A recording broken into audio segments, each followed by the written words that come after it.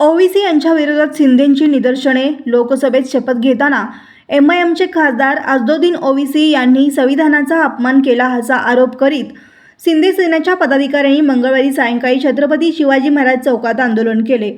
एमआयएमचे प्रमुख अझदुद्दीन ओवीसी यांनी लोकसभेत शपथ घेताना जय भीम, जय भीम, जय तेलंगणा अशा घोषणा देताना पॅलेस्टाईनच्या समर्थनार्थ घोषणा दिली. या घोषणेचा निषेध करण्यासाठी शिंदे सेनेचे जिल्हाप्रमुख अमोल शिंदे आणि पदाधिकारी छत्रपती शिवाजी महाराज चौकात जमले. एका डिजिटल फलकावर ओवीसी यांच्या निषेधाचा मजकूर होता.